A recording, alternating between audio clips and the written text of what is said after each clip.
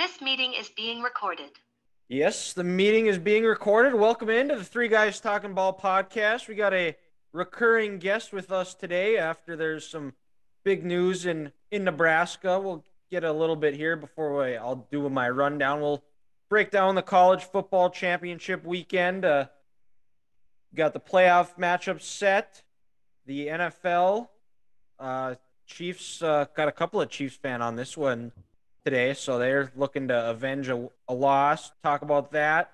The Bison live to see another week, but we're gonna start off like we talked about it. That there's been some new coaching changes, and to help break it down, we bring on our good friend, recurring guest, voice of Memorial Stadium at Nebraska, Nate Rohr. Nate, how's it going? And before we get into it, as you can see, Grant has his Iowa stuff on, and since Nebraska has the better corn, the floor is yours. You can roast Grant away if you want. Oh, hey, we have the better corn, and at least for 60 minutes, we have the better football team. I mean, the shocking part to me about that game was Nebraska basically out Iowa from the standpoint that they made fewer mistakes. And Iowa made a bunch, especially in the first half. And as it turns out, it was just enough for Nebraska to go out and get the win. So that was a pretty fun day after Thanksgiving. It's not what I saw coming. I worried that Nebraska would be out of gas. There were some significant concerns, especially at linebacker, about what Nebraska would be able to do defensively, but they hung in there. They got some takeaways early, and they were able to capture a victory. So I got to admit, the day after Thanksgiving was pretty fun at the expense of the Hawkeyes. Yeah, and then after that, they got the new head. They got the guy they've wanted in Matt Rhule. What's kind of the word? What's your initial reaction to them going with Rhule as the next head coach? Makes a lot of sense. I think his personality is very well suited to the Big Ten. He grew up in State College, Pennsylvania, and was a walk-on linebacker at Penn State. So his football DNA fits the Big Ten very well. Even his Baylor teams were very good line of scrimmage teams, good defensive teams, relatively speaking, to the Big 12 conference. So I think he'll be able to build the sort of teams in the Big Ten that can win. And I think we've really gotten an education over the last few years about the blueprint for winning football in the Big Ten. And in a lot of ways, our suspicions about Big Ten football have been confirmed. Line of scrimmage works.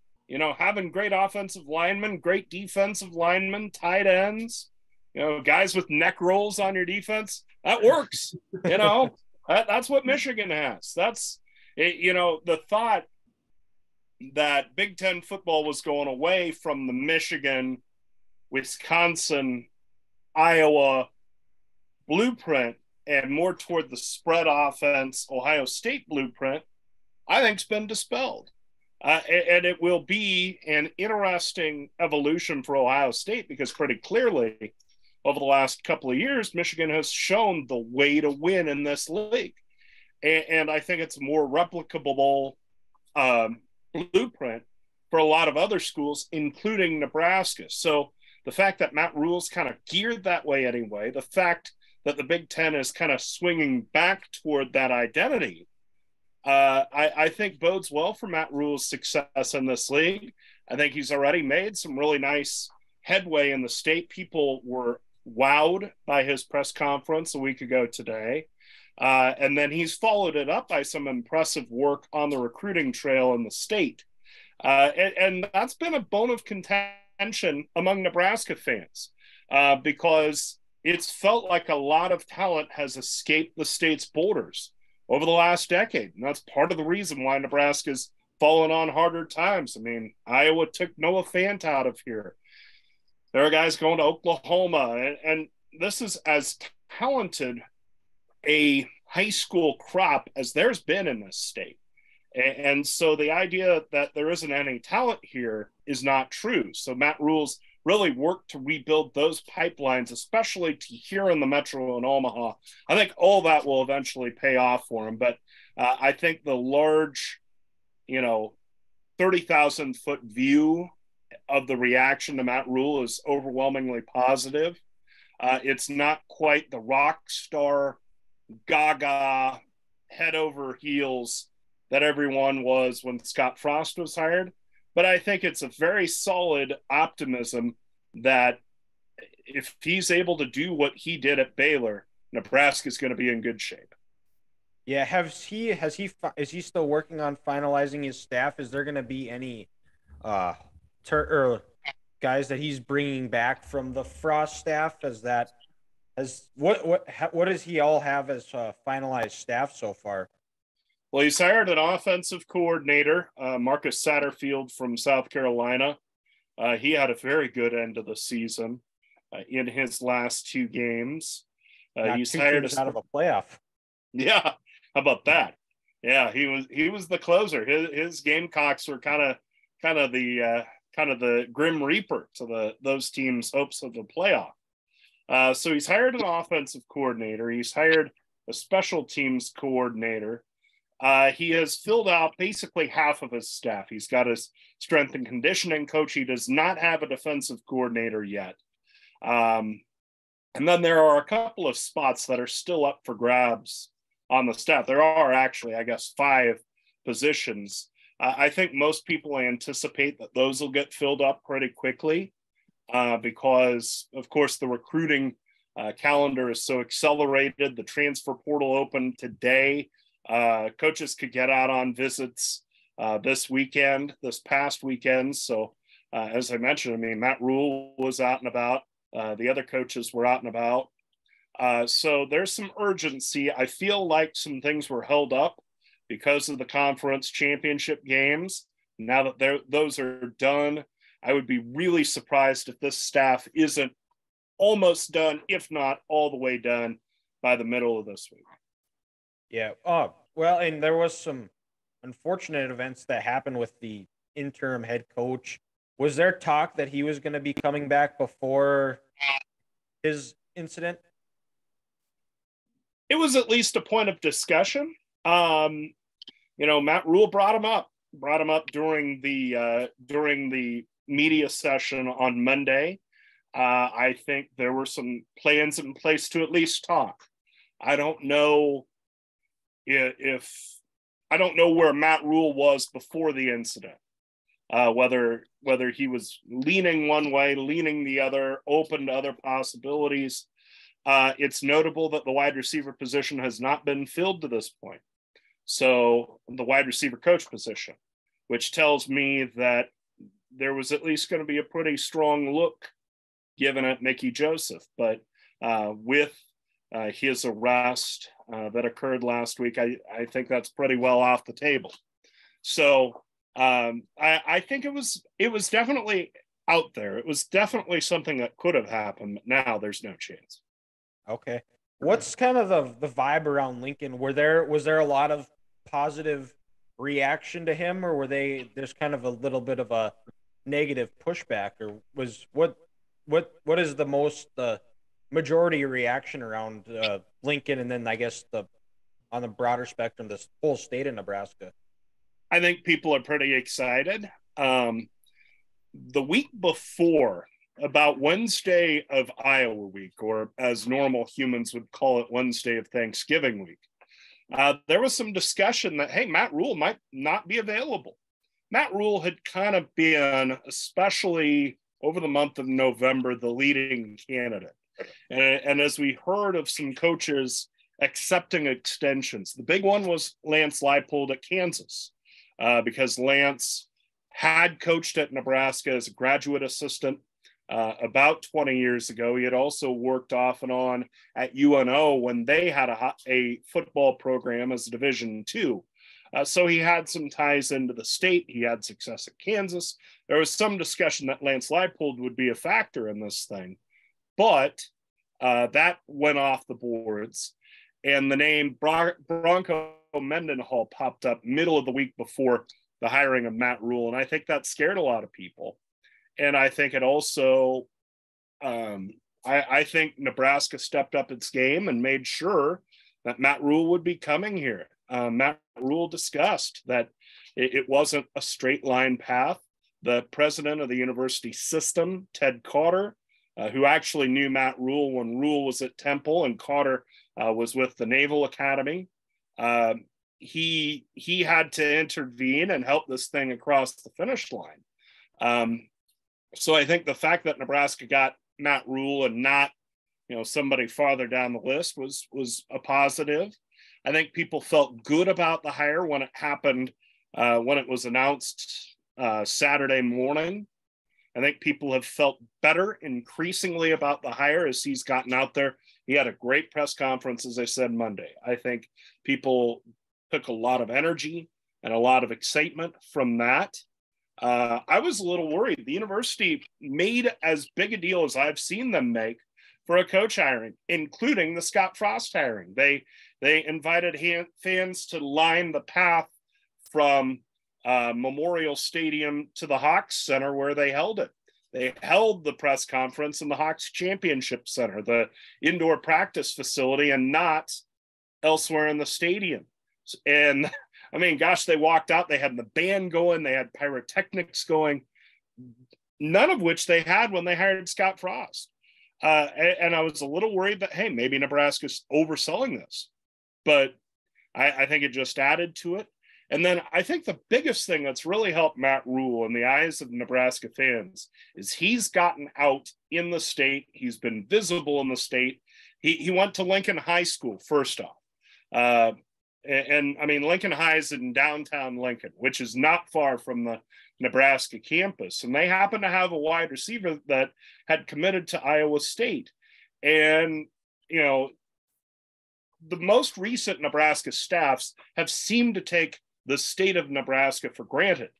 And the fact that Matt Rhule and his staff made themselves very visible in going out and first visiting with Nebraska's the commits to this class that are from the state. And then secondly, going into other high schools in Lincoln, in Omaha, and even outstate Nebraska to make themselves a presence. I think that was very valuable. And I think it's pretty important in rebuilding those talent pipelines back to the university and making sure that if there's a good football player in the Boulders, they play for the Huskers, period, amen, end of discussion. I'll give you an example. Gretna is an Omaha suburb. They finished second in the state this year. They won the state championship last year. That was a crazy game. I saw the highlights on Twitter. Oh, yeah. Ended with a 40-some yard field goal. The Gretna quarterback is going to Oklahoma State. And my understanding is Nebraska didn't recruit him hardly at all. And so that feeling that Husker coaches have kind of taken in-state talent for granted and undersold the in-state talent, that's something that I think Matt Rhule and his staff have been really intentional about fighting against and trying to dispel right now, to where the state's high school coaches go back to the old days where they said, if you're a good player, you're playing in Lincoln. I'll let you guys ask. I've been hogging all the questions so far. So what do you think was the biggest reason Frost failed? Like, Wisconsin's own guy, was it an ego thing, lack of culture, missing on the Nebraska recruiting? Like, what do you think was the biggest reason? Yes. Yeah. I think there were things that I don't know how well organized he was. You look back, especially in the early days of his program, his director of football operation, or his chief of staff, I should say, was a guy that hadn't worked in college football. And I don't think that was very helpful to him. I think, I don't know how well organized he was. There are all sorts of rumors and such about how he went about recruiting that, I don't think he was terribly well organized. I think he underestimated the effort. that would be required. Recruiting, it's interesting. Nebraska, from just a pure recruiting ranking rivals standpoint, should have run roughshod through the Big Ten West. But because I don't think the staff developed talent terribly well and didn't have it very well organized, they fell well short. It was a situation where the sum of the parts was greater than the whole, which is not what you want. You want the opposite of it. I think there were some misses in recruiting that left Nebraska very thin. Nebraska had hardly any defensive linemen on the roster. And you think about that position. I mean, that's big guys getting rolled up on. That's a position where you need rotation. I mean, good teams are going at least 2 deep every spot. And Nebraska could hardly suit that up sometimes. So I think obviously there are a lot of things. And the other part is Big Ten football is well coached. It's football on the hard mode. This is not NCAA football, freshman mode. This is Heisman mode. And I think from a strategic standpoint, I think from a discipline standpoint, that staff just got beat and couldn't really get the program turned around in those respects. And then, once you start losing, the chatter and the momentum becomes negative, and it becomes very difficult to dig out of. Yeah, Nate, I heard in, Matt Rhules' opening press conference, Trev Albert said it was important. We got someone who can build this brick by brick. And then in return, you saw what Matt Rhule did at Temple and then Baylor and how he got that 8-year contract. Is that something that you think Trev Albert needed to sit back and realize this could take a little bit? Let's give him some time with the length of this contract. And Matt Rhule is going to do it the right way instead of thinking, hey, this will be a quick fix. Let's change things right away here. Well, I think that there is a pretty deep commitment to Matt Rhule, just, in terms of head coaching and also in terms of the resources he's getting. And yes, I think the length of the contract is a factor. You always worried with Rhule because he had a significant buyout with the Carolina Panthers. You had to make a financial statement and commitment that you wanted him, or else he could sit out. And I think Nebraska made it pretty crystal clear where they see Matt Rhule.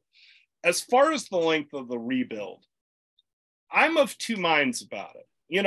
I don't expect Nebraska to be in the college football playoff, in the next few years. But the tenor of college football, the setup of college football is such that it's as good a time now as ever to rebuild because of the transfer portal, because, everybody, there's such a glut of talent. You just need to be very intelligent about identifying it, bringing it in, and developing it.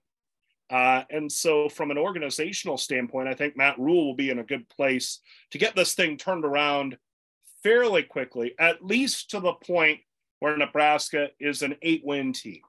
Where Nebraska is competitive in basically every Big Ten game, is in that upper third of the league, even after realignment occurs with the addition of USC and UCLA.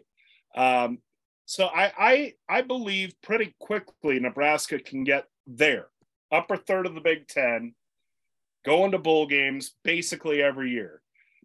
The question that exists in my mind, and sort of the longer haul of this rebuild, is how do you take it from 8 wins, 9 wins, decent bowl game every year to 11 wins, 12 wins, winning the Big Ten championship, competing for the national championship. That's the part I'm not sure on. Because I'm convinced Matt Rhule can get Nebraska to the 7-8 win level. The question is how much farther. And I think he'll get 7-8 wins relatively soon, perhaps next year. Yeah, I was looking at their schedule. It sets up decently favorably for them. We'll see what he does within the transfer portal and guys he's able to retain and see how he finishes up recruiting, because the recruiting is going to be tough because it's such a short window. And even though they did get on top of things hiring, it's still a lot of short turnaround to really get those guys that are kind of on the fence, try to get them overturned. But I think I watched his press conference, and you're absolutely right. He did knock it out of the park. And I think the one thing that stuck out with me with it was how he really connected with, I think, the Nebraska fan base. He talked about, that's going to resemble the state of Nebraska, the process, the day by day, the hard work, the detail oriented people. And he wants guys that want to be Huskers, and they want to be Nebraska men, and they want to be able to honor that tradition. And he wants to build something that the fans can be proud of and what they're spending money on. And I think that's the best way to do it. I think if you look at, I think that's maybe what Nebraska got away from is, and you've alluded to it too, where they didn't want to recruit, or they took Nebraska, the state of Nebraska recruiting wise, for granted, where he's gone more, I've seen him on Twitter a little bit now. And since I've gotten to know you, there's a lot of Nebraska stuff that just pops up on my Twitter feed. And where he was out in Scottsbluff over the weekend, and like you said, going to Lincoln. But it's the culture and building that and getting guys that want to and understand the tradition of Nebraska. I think with NIL and transfer portals and things like that, I think it's and it's coming true too, where like you look at a place like Texas A&M, who threw the bag at a bunch of recruits. They're all gone. Where I think this is the right way. And Matt Rhule, if you look at his previous jobs, he's built things from the ground up, and he's been able to maintain it. He's been at spots where they're not really destination jobs, where I think this is where if he was able to retire outside of maybe James Franklin leaving or getting let go, I think this is a place Matt Rhule would want to stay forever and retire here. Well, you certainly hope for that. That obviously, I mean, shoot, as you guys mentioned, that's an 8-year contract. He'll be pretty well along in his coaching career by the end of that contract. So, we'll see how much farther he goes past that. But if you do this job right, yes, it is a destination job. And, laugh at me all you want for saying this. This is a place you can win the national championship right now in this era of college football. Not to say that Nebraska is in a position to win it next year. Don't get me wrong. But there's not much that has to happen. And there's not much of anything that a coach has to do beyond just do right things with your program to get Nebraska in a place to win a national championship. You're going to have all the resources you could ever want. And the NIL thing's an interesting thing that you bring up, because those efforts were fairly disorganized by all accounts at Nebraska in the years prior. There's a concerted effort being made right now to organize those better, because if they are well organized, that's a hell of a club to have in your bag as Matt Rhule. You're going to have the money to get the player you want. There is no salary cap at Nebraska. But at the same time, it is balanced with that spirit that you mentioned of, we're not just going to go grab the next shiny thing. If a kid's good, if a kid fits our culture, if he fits our schemes, we're going to go after him, and we're going to have the most competitive package for him. But he's got to be right for us. And so I have a lot of faith in Matt Rhule, in how he builds things. I do wonder how the landscape of college football that changed a pretty fair amount, even in the couple of years he was in the NFL, will alter his timeline, alter his methodology in building a program. But if he's able to adapt to those, and I think he will be, Nebraska will be in good shape because this guy knows how to build a good football program, and he'll have the resources to take it even farther than he's taken a program before. So Nate, we been talking about the transfer portal a lot here. Go back to last offseason. Casey Thompson goes from Texas to Nebraska. I'm just curious, does he have any years of eligibility left? Could he come back? Or is he maybe going to dig into that to get his quarterback for at least the 2023 season? That's unknown. That's unknown right now. Casey Thompson does have another year, so he could come back if he chooses. But he's also, an older kid, and I don't know what he's hearing in terms of NFL possibilities. He also has some business ambitions. Casey Thompson is partially of Native American descent. He's talked about opening gyms on reservations to try and encourage the Native population to be more physically fit, which has been a problem for them.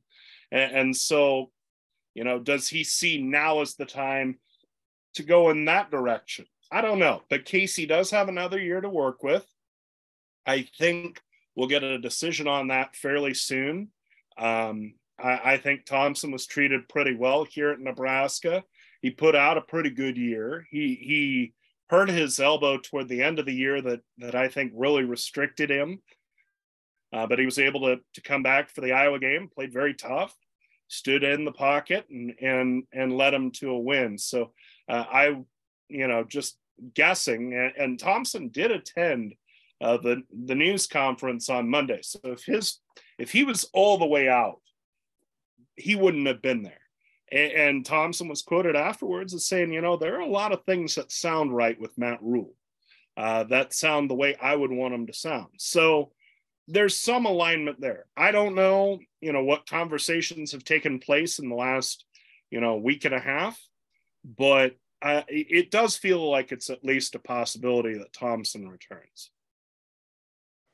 Okay. Yeah, he was a good player. He's a fun player to watch. He's athletic. He can throw the ball well. What is something that you want to see with Matt Rhule? That's when Nebraska takes the field next year. What is something that you want them, when you watch them on the field, that you're going to be looking forward to see where they are the most improved? I think just overall discipline. And, it's pretty simple. Penalties and turnovers. Do you restrict? Do you limit the number of penalties you have? And for what it's worth, Nebraska cut back on those this year. But throughout the Scott Frost era, they would pick up penalties and they would usually be at the absolute worst times.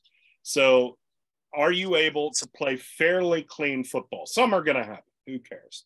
But generally speaking, are you able to limit your penalties and are you able to limit your giveaways? Football's tough enough when you've got one opponent, the guy's wearing the different color jerseys. But when you're playing against yourselves and them, it's virtually impossible to win. So just don't give anything away. And, hopefully down the road, if you don't give anything away, at some point you can take some things away and you can make big plays. But just eliminate as many mistakes as possible, as quickly as possible. And then we can go from there. All right. I guess I got one more question. I know this is a little bit of a rivalry because the Huskers and they play them next year. What did you think of the Dion hire at Colorado? Interesting. On one level, I think it's a really good hire for Colorado because that's a program that's dead in the water right now. And I say this with some, gritting my teeth a little bit because they beat Nebraska. This is the third time the teams are going to play in a 5-year span. Colorado beat Nebraska in what was actually Scott Frost's first game. First game was lightninged out. So his first game as the Husker head coach was the Colorado game. Nebraska lost it narrowly. And then the Huskers lost in overtime out there in 2019. But Colorado football is irrelevant right now. All you had to do was flip on the television, watch him play, and that stadium is half full. And that's a market where if you struggle, they check out in a hurry. So the fact that they hired Deion Sanders, I think on some levels makes a lot of sense. Plus, I think Deion translates pretty well to the Pac-12. I don't, if there was a little murmur about him possibly coming to Nebraska. There was a guy that would not. Because I want to say, sorry to interrupt, but I want to say it was, and I laugh at this, but I think it was Zach Smith saying it was a done deal that he was going to Nebraska. Yeah. It was a prevalent, it was at least a rumor that had gotten some traction. And for a variety of reasons, I think Deion Sanders would have been a terrible fit at Nebraska. I think a lot of flash, no substance. And to get to the point, at Colorado, I think that's what it's going to be. I think he's going to have a highly rated recruiting class. I think they're going to be pretty good on the perimeter. In the Pac-12, that can get you a ways. But I just don't, they may end up being a bowl team, which would be a quantum leap for Colorado football. But in the end, talking about winning and losing football, I just don't see him elevating Colorado football to the point where they're winning the Pac-12 and, nationally relevant beyond the fact that, hey, a prominent NFL player is coaching at Colorado. I found it interesting in the hiring press conference that was yesterday, that was Sunday. First off, the AD talked about efforts of keeping Nebraska fans out of Folsom Field. Husker fans overran Folsom Field in 2019. They will do the same again. Just forget it. Whatever efforts they put in, have to order from a Colorado area code, have to buy season tickets, doesn't matter. That place will be at least half red for the Colorado game. But secondly, they asked the athletic director, well, Colorado athletics can't be flush with cash right now. How'd you afford to pay for Deion? And he gave a nervous chuckle, and you could see the perspiration start to spring from his pores. and he said, we're working on it. And I mean, unless they charge $150 a head for the Nebraska game, which they might, Colorado isn't going to have the money. Now, how does that translate? That means his assistant coaching pool is going to be lesser. And for an inexperienced coach like Deion Sanders, you need people who can actually coach. I don't think he's going to have the money to do so. It'll hurt his recruiting budget. It'll hurt, whatever NIL operation they're able to put up. You're not going to have much of an NIL operation, especially in the long term at Colorado. So in the end, I see him as maybe a winning record at CU, but no more. Yeah, I think what he did at Jackson State was great. I mean, he did a great job recruiting and with his NIL, but I mean, the record, he was playing, I mean, he got 4- and 5-star guys to go there, which credit to him to get him to go to an FCS school.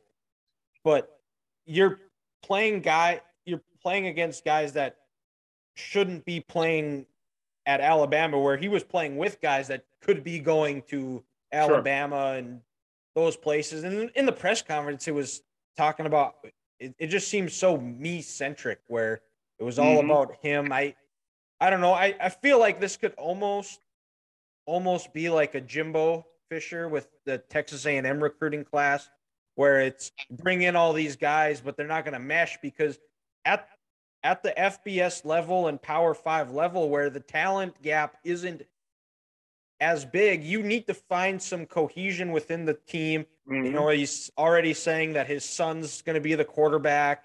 There's no competition. He's bringing a bunch of the rest of his guys from Jackson State. Like, that's just doesn't seem like that's a good way to win over a locker room.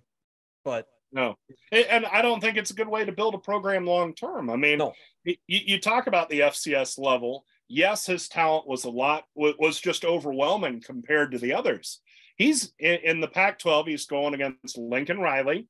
He's going against Chip Kelly. He's going against Kyle Whittingham. I mean, Dan Lanning in Oregon. Kalen DeBoer. Yeah, Kalen DeBoer had a great year. So, John Smith at Oregon State too. That's not a slouch program anymore either. And they've Right. just invested a bunch of money into facilities because they're redoing Reeser Stadium right now. Yeah, absolutely. So you're going up 2 or 3 weight classes here as Deion Sanders.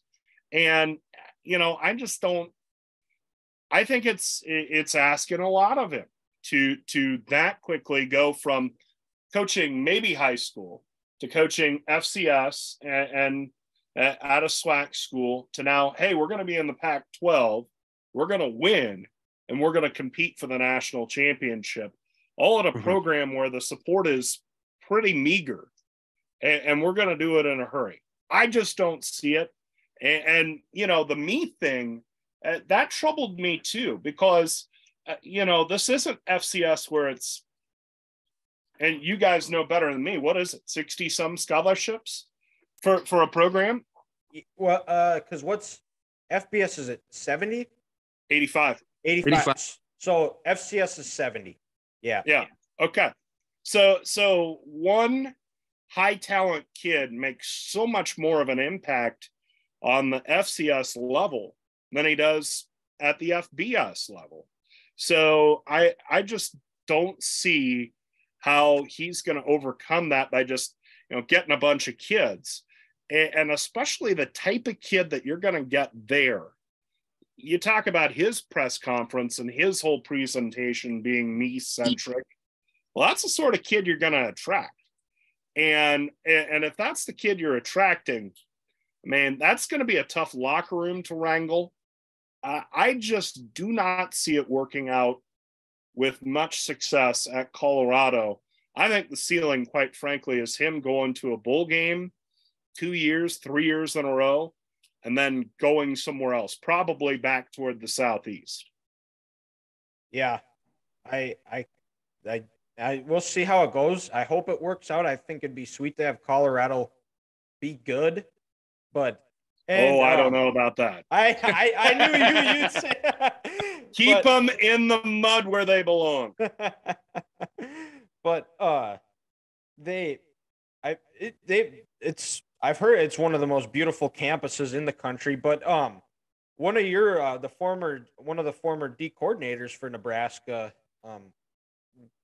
Craig Bohl, former Bison coach as well, but he was talking to one of the Fargo writers back, I don't know how long ago it was, but they talked about it today on one of the radio shows I was listening to, and said that like Colorado is one of those places where they have all the resources in the world to be good. It's just there's just something around that place where it's just a very lazy culture. Yeah, it's interesting, and I'm not so sure there isn't something to that, which is weird, but it has persisted historically. I mean, Bill McCartney built that thing up in the mid 80s, and they had that run really for about 15, 20 years, where it sustained itself from the mid 80s until the mid 2000s. And Gary Barnett had the whole Katie Nida controversy. And that really threw that program for a loop, and they've not been able to recapture it. And there is something that holds that place back. It's a school that kind of has a foot in both camps, because even though they're in the Pac-12, they're still kind of out by themselves. So it's a little more blue collar mentality, but at the same time, there's also a huge piece of that campus. There's a huge part of that student body that comes from California and is laid back, surfer vibe, all that. So yeah, there is something there. I don't know how to describe it. I don't know how to combat it, but I Craig's onto something there, that there's something weird that holds that program back. Yeah. And then we'll go back to the Big Ten. What did you think of the Fickle hiring? Because you talked about how the Big Ten's got great coaches, which Harbaugh, Ryan Day, Rhule now, Fleck, Kirk Ferentz, Jeff Brom, who seems to be a heck of a coach. Sure. just Brett Bielema seems to be having things going as well as you could ask for Illinois football. The coaching is very deep in the Big Ten. How do you think Fickle fits into that mix? Oh, I think he deepened that pool all the more. I mean, the guy's a winner. He knows the Big Ten footprint as well as anybody, having played for Ohio State, having coached at Ohio State as long as he did. I guess I was a little surprised that he left Cincinnati because he has it going there, and now they're going to the Big 12. Now it's a discount Big 12, especially once Texas and Oklahoma leave. But he has it going at Cincinnati to where he could move into the Big 12 and be pretty prominent. But I think he's anticipating what we're all anticipating, which is sort of a split of college football, where the Big 10, the SEC, and then a few other programs that get life rafts are going to an upper echelon. And I think Fickle's getting himself positioned for that, and at the expense of Cincinnati and the Big 12. And he's just a terrific football coach. He's built a very solid program at Cincinnati. And the fact that he goes to Wisconsin, where they've had a tradition of winning, where they have an expectation of winning. The hire also tells me, by the way, that Wisconsin's willing to spend a little more on football. They've had kind of a weird dichotomy there about not wanting to spend on football, even though they've been good at it. And the Fickle hiring tells me, one, they're willing to spend on a head coach, and two, they're willing to spend on an assistant coach pool that would attract him. And they've had lots of assistants leave there. So I think Fickle's hiring to Wisconsin only steps up what's already probably the best coach league in the country. It's not the best talent league in the country, but it's the best coach league without question. Yeah. Well, and the thing with Wisconsin too, where they're willing to spend money, which didn't make sense when their AD was the best coach that their football program has ever had, in Barry Alvarez. And then you look at, like, they've had just some kind of weird coaching situations where it seemed like they had coaches that were really had things rolling, and then they would leave to take other jobs, whether, Bielema going to Arkansas, and then I think was it Gary Anderson that was after him? Gary Anderson. He went to Oregon State, and then I can't remember who was after him, left for a different job as well, and then they hired Dave Aranda was on the Wisconsin staff and left as an assistant coach. I think Paul Christ was right after Anderson. Mm-hmm. Okay, yeah, but yeah, I think the interesting part about having a former coach as an AD, and we saw this some with Tom Osborne, he was very supportive of Bo Pelini in terms of what he said, and he would support him. But Osborne also had coached 15 years prior to when Bo Pelini had been hired, and the landscape of college football had changed a lot even from there. So I don't know, from a money standpoint, I don't know if everything Bo Pelini asked for, he got. But I can't speak for certain that he didn't get anything, right? But it's just such a different landscape in college football. Things change so rapidly in a 10-year span, in a 5-year span, even in the span, as I mentioned, that Matt Rhule was in the NFL 3 years with the NIL, with the COVID year.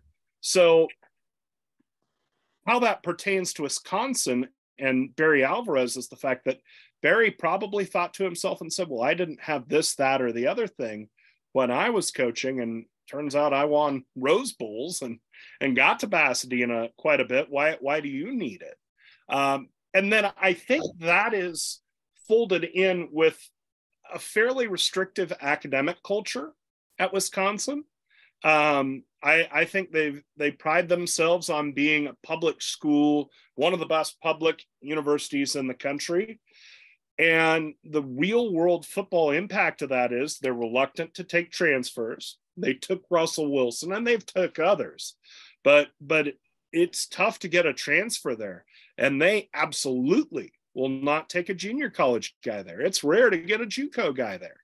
And so when you're at Wisconsin, you're already kind of fighting uphill because of the weather and being in the Big Ten. And then you're telling me I can't recruit JUCOs, and especially in the brave new world of college football, I can't take as many transfers as the other guy. Those are some restrictions. Those are some limitations. And, that I'm sure that's something Luke Fickell addressed when he talked with the Wisconsin administration. They have a new athletic director in Chris McIntosh. And, I wouldn't be surprised if he's pledged to be a little more aggressive and a little more permissive of Wisconsin using their resources to their full advantage to build a great football program. Did you see how much they gave as assistant pool? I did not, but I'm sure it was a big pile. 7.25. 7.25? Yeah. Oof. Yeah, that sounds right. I mean, the talk has been that Jim Leonard could possibly stay there, especially after not getting the head coach job. Mm-hmm. It would take a pretty big check with 2 commas in it and probably a crooked number on the side of the first one to keep him.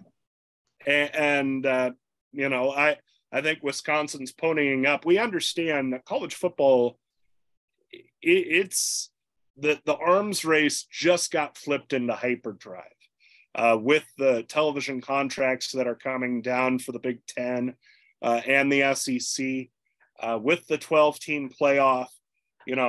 We've kicked everything into hyperdrive. And, a program like Wisconsin has to sit there and say, are we going to be a big-time football program? Nebraska, just the same. Everybody, Iowa, Minnesota, Illinois, on down the list. Are we going to try to compete at a high level? And I think Wisconsin has understood that that's going to take a little greater commitment than they're used to. Yeah. And then you guys got any other questions for Nate? Just one quick one, Nate. Kind of the one weird stat or one negative you'll find from Rhules hiring was his record against ranked teams, 0-11. Mm-hmm. Has that about over this last week and a half, or is it more or less we're still in the honeymoon stage? Look what he's done at 2 programs. We trust him. He'll get that win against a ranked opponent. Well, I don't think that it's been too big a negative. It has been brought up. Don't get me wrong. And people have discussed it. I think that statistic gets tempered by the idea, okay, how many times was he favored? How many times did he have a superior talent pool to the other team? And I mean, if you're running into Oklahoma, you're running into Texas, and I would suspect a lot of those 11 losses are against them. The odds are not good for you. So I don't think people are too troubled by it. They're aware of it. But I think that right now for Nebraska football, that's a secondary concern. Job one is to win the games you're supposed to win. When you lose to a Georgia Southern, when you are the only win that a bad Northwestern team picks up, hey, I want to beat ranked opponents, but I definitely want to take care of Northwestern and Georgia Southern. And I have full confidence that Matt Rhule will do that. And then hopefully we're then in a position to beat one of the top 25. Yeah, well, and the other part of it too is you have to go look at what Baylor was when he walked into that job, because that was a program on the doorstep of almost getting the death penalty, almost being just from what happened with the whole Art Briles scandal. And then Temple, I think there might have been some they had some stuff going on there as well where they had some NCAA violation. I'm not positive, but I mean, he built those programs from the ground up. Yeah. So, and I mean, Baylor was playing in a Sugar Bowl within 3 years. And I mean, Art Briles, that whole crew had run that. Yes, they had built them up, but they had also left it in shambles. And so like I said, I'm not troubled by his struggles against ranked opponents. I think he'll get plenty of chances at Nebraska where he's on more equal footing. The fact that Baylor was able to step up to that height was pretty exciting. And we'll see what he can do now that he has the full complement of resources. Yeah. Mm-hmm. And I got one more question before a little bit of a lighthearted one. Did you tick off any fan bases this year like you ticked off the Iowa fan base in 2021? Well, there were some Husker fans grumbling about me. We were struggling on third down. So, no, the third down thing kind of took on a life of its own when we couldn't complain about the team as much just because they were struggling as much as they were. It was just kind of a foregone conclusion. So, didn't tick off any opposing fan bases, didn't tick off any other coaches, which disappointed me. God, I enjoyed that when I was getting tweets that was in Ferentz's ears, even though I think it was our music guy who was really bugging Ferentz. But can you share like kind of the story of that? It was 2021, it was Nebraska, sure. Iowa, the day after Thanksgiving. And I'm going on Twitter and I'm seeing you liking tweets about Iowa complaining about.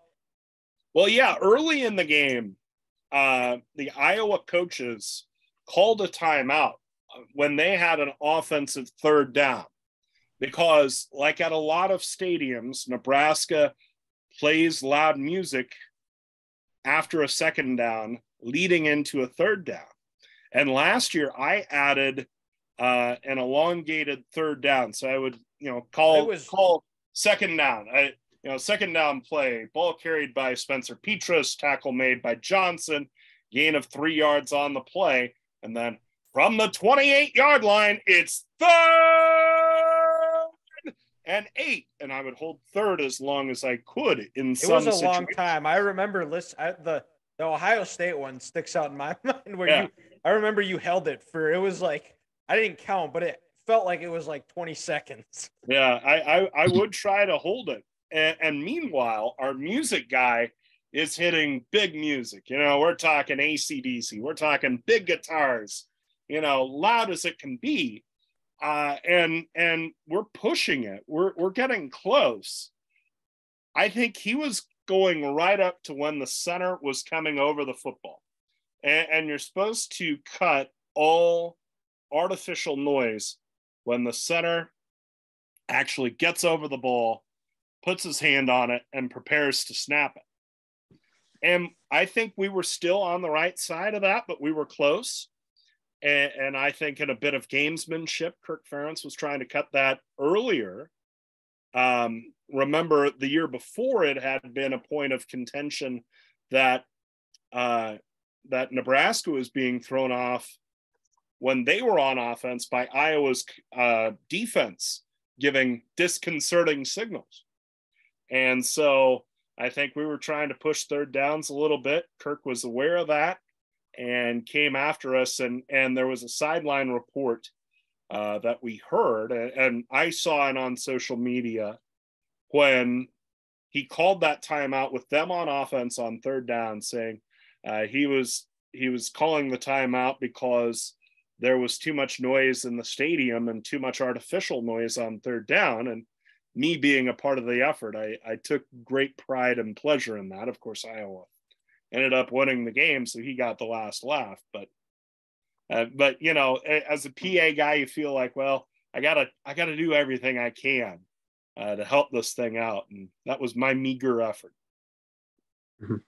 Okay, well, I was glad. We've had you on. This is, I think, what, the fourth time you've been on, and I've been meaning to ask you it every time, but it finally I've never gotten around to it. So I'm glad I was finally able to. So thank you, Nate, for joining us. We'll have to get you on possibly, I guess. Well, I know you're a baseball fan. Sure. The Royals have a new stadium, so maybe as baseball season gets closer, we'll have you on, help us discuss some Royals baseball and kind of the state of the Royals, because there sounds like they could be on the move. Well, things are starting to move with them. The stadium just got proposed, so we're still a few years away. But yeah, the thought of baseball is getting me through this cold, dark December. Yeah. Although it's colder and darker for you guys, from what I'm told. So This is true, but there are hopefully brighter days ahead for your Huskers. So we'll talk to you next time, Nate. Thank you. Hey, glad to be with you, gentlemen. Thanks, Nate. See you, Nate. See you, boys. All right. Thanks again to Nate for joining us. That was a fun conversation. Let's stay in the college football realm. We've got the playoff is set. I think the committee got it right. Michigan, TCU in the Fiesta Bowl, Georgia, Ohio State in the Peach Bowl. Alabama was left out. I mean, you can argue all day at some point with it only being 4 teams. I think one team's always going to feel like they got left out, but I think they got it right. We're going to see what happens. We'll preview that as the week of the games. Conference championship, there wasn't a whole lot of good games. Michigan won a very workman-like game against Purdue. It wasn't the explosive plays that they had against Ohio State, but 43-22, 13-0, the first 13-win season in school history, which is awesome to see. And they're back in the playoff, back-to-back Big Ten champs. I have not heard anything from any fan bases about if Michigan can find Indy on a map. Seems like they're getting there just fine.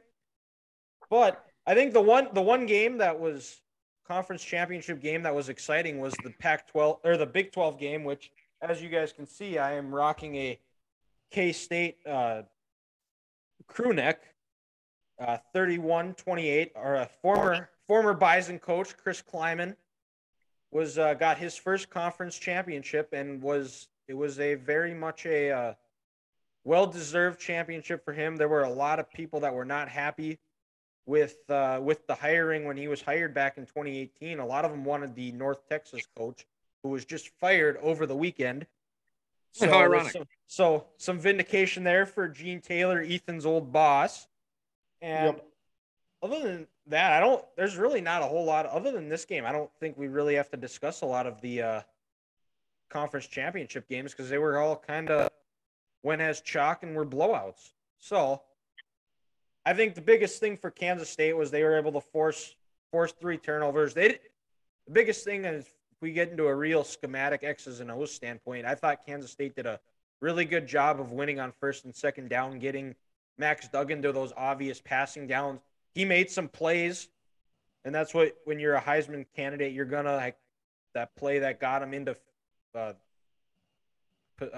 red zone with right at the end of regulation to tie the game up was an incredible play by him.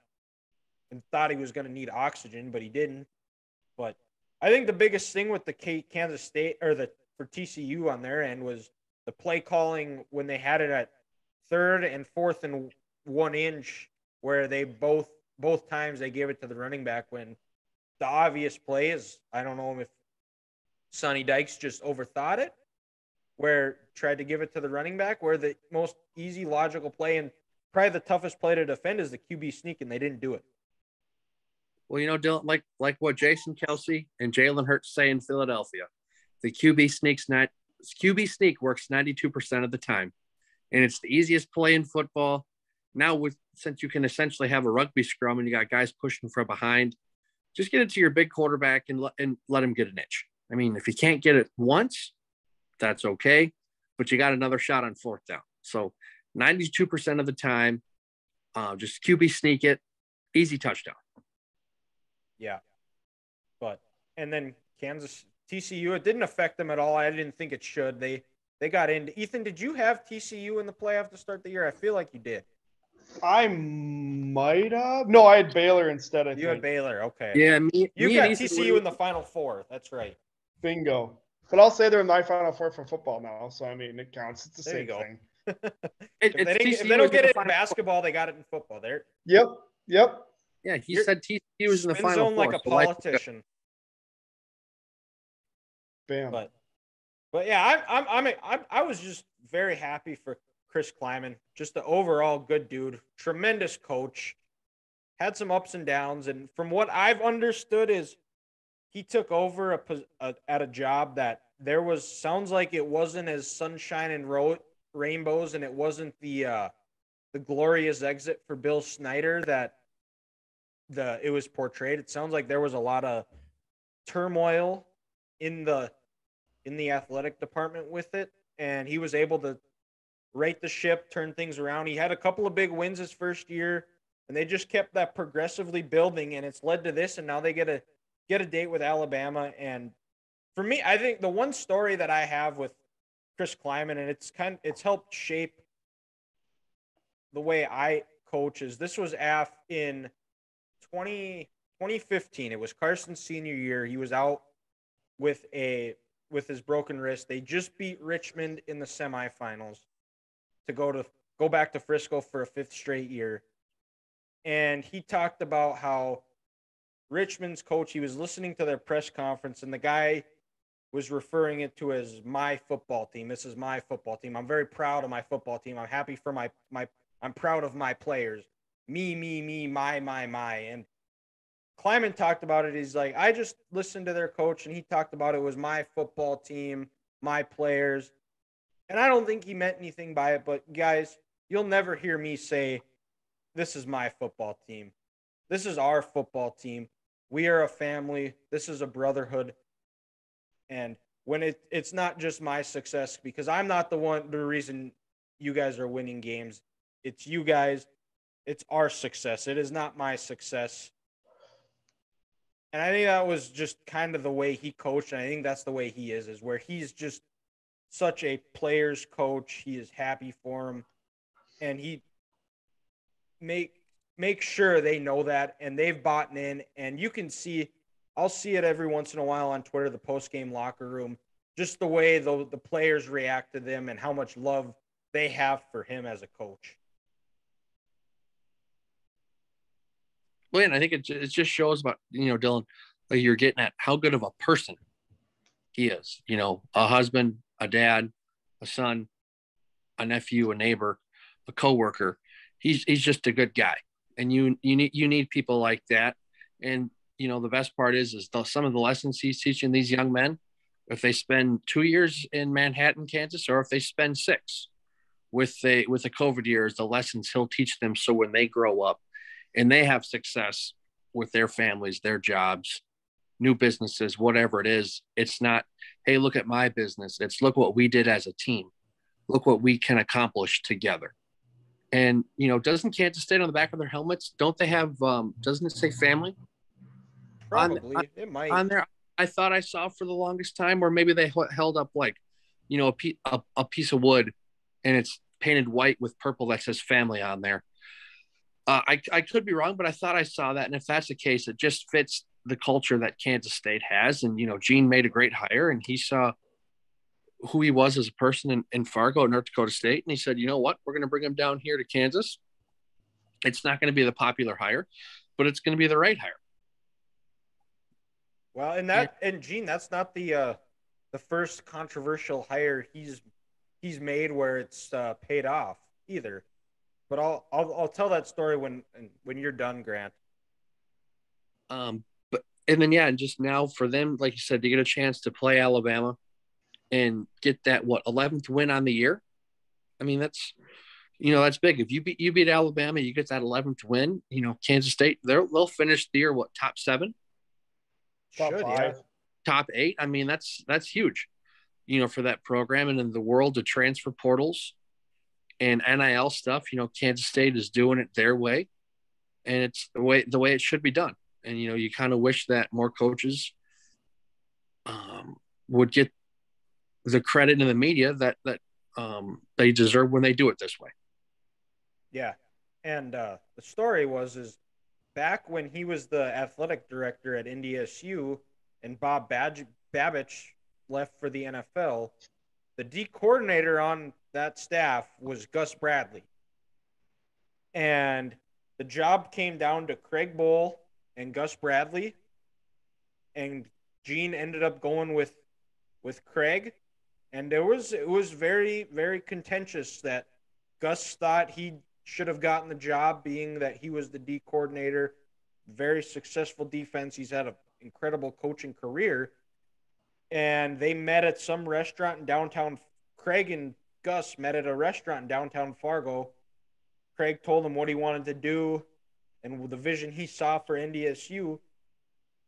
Gus bought in and he stayed on, and it laid the groundwork because those first few years they weren't eligible because of the transition period, but laid the foundation because Gus put his ego and pride aside, which is as bison as it can get, sacrificed, and did what he did that was for the betterment of the kids and the program, and the program is where it is today.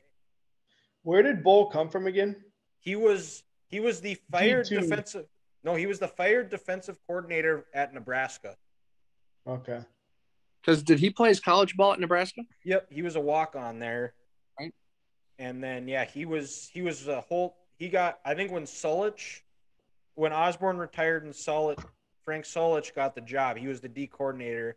Then they fired him the year before they fired Frank Solich, and Bull goes to NDSU, and the rest is history. the rest is history.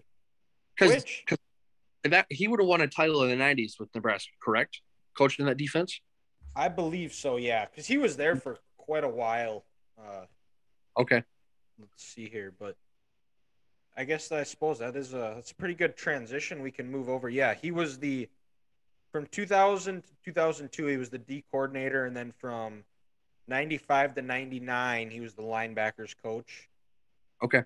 He was a GA there from 81 to 83, and then he went to NDSU in 84 as the defensive backs coach. And then he spent time at Tulsa, Wisconsin, Rice, and Duke. So interesting. Yep, and I guess that's just a good segue. We'll go down to the FCS playoffs. The second round wrapped up on Saturday, where all the eight seeds won. So we got one versus 8, 2 versus 7, 3 versus 6, 4 versus 5. NDSU took care of business on Montana. It was a dominating running game, 453 rushing yards. They had two runs of 68 yards, a 75-yard run, and a 73-yard run. Game really flipped. It was kind of hanging in the balance, but Cole Wisniewski had a fumble recovery in the end zone right before half that gave them a touchdown lead. And then after that, pick six by the Grizzlies to start the second half. After that, it was all Bison. That was when the runs broke out. Montana got a late touchdown with like 30 seconds left, but very similar to how most Grizz games have played out this year, where like against Montana State, where NDSU just ran all over them. They really had no shot, and it was a good win. And they move on to Samford, where they play on Friday at 5 Mountain Time on ESPN2. Oh, not the normal Saturday game. No, that is reserved for South Dakota State. Actually, they'll be playing Holy Cross at 10 on ESPN. Interesting. So, yep. There's and then Montana State plays right after the NDSU game on Friday. But we're gonna play a game, guys. Get to know your opponent. Okay, so they play Samford University. Do you guys know what state Samford is in? Connecticut. Nope. I'm gonna go Georgia. Close, Grant. Alabama. They are in Homewood, Alabama. South Carolina was my next guess. It was founded as Howard College by Baptists in 1841. Let's see if you guys know any. There's a few famous alumni they have here. One of them is a quarterback. He played for the Steelers, and he won the Walter Payton Award, and actually beat out a former Bison for it that year as well. Do you guys know who that is? Charlie Batch? Nope. Ethan? Steeler quarterback. Terry Bradshaw, I don't know. Nope. It is the one and only Devlin Duck Hodges. Oh, the Duck. Yep. The Duck. Yep. And then a couple other ones here. This guy is most known for he was a Titans cornerback who got into a fist fight against Andre Johnson. Finnegan, Cortland Finnegan. Yeah, hey, there it is. That boy. Finnegan. And there's two more. This guy, he is a national champion head coach, and on the golf course is known to lay up on par fives. Jimbo Fisher. Yep. Yes. I hate that guy. Oh, I love it. And then, so the last question is, this guy, he is a legendary football coach. He hails from Birmingham, Alabama. He recently passed away. He is he coached at one place for 33 years. I think I know this. And before that, he was the head coach at West Virginia. I think I know this. Go ahead. Bobby Bowden. Yep. Bobby Bowden, which is actually, I believe, the stadium is named after Bobby Bowden. I want to say it is Bobby Bowden Stadium. At Samford? Yep. Okay, because I know it's Bobby Bowden Field there in Tallahassee. Yes, I want to say it is Bobby Bowden Stadium. Hey, 3 for 5 on my Samford. Yeah. I'm feeling Not pretty terrible. good after that. So, do you guys know who Devlin Duck Hodges beat out for the Walter Payton Award? Trey Lance? Jimmy Garoppolo. Nope. No, Easton Stick. Yep. Okay. Yeah. So, but yeah, Samford, as far as you guys know anything about the current Samford team? Are they the They play football. Are they the Bulldogs by seeing their logo? I believe, yeah, I think so. That's about as much as I got. They are the Bulldogs. They are from the Southern Conference, but don't worry, I've got some stuff here. I watched Matt Entz's press conference today. They're a team that they like to throw the ball around. They're a no huddle team. Their goal is to get 100 plays a game in on offense. Good They've luck got- It communicating. never works for NDSU. Good ever. luck communicating in that dome. Yes, which Not a huddle. Matt Entz was pleading for. Hopefully, they're going to be able to fill it. They had about 13,000 people there for the game on Saturday, which is about 70% of the dome. I think with it being a Friday game, I think there's a little bit more pull. It's a night game. You know, hey, we can take off work early, go tailgate. You know, gives people a little bit more excitement. You know, get going over there. Which 13,000 for a playoff game, it's kind of been the norm outside of the quarterfinals. Hopefully this does a little bit of added juice to it, which is, even though 13,000 compared to the rest of the attendance for the FCS is, NDSU because even like South Dakota State, they didn't even fill half of it up this weekend. You're telling me the Delaware Blue Hens didn't get people in Brookings excited to go watch football? Did not. I think it was like 6,100 people there. That's Yeah, they ridiculous. beat the living shit out of them. Yeah, it was over. It was over fast, but they've got back to Samford. They got two receivers that are shy of 1,000 yards. Their quarterback, it sounds like he actually got hurt against, I can't remember who they were playing.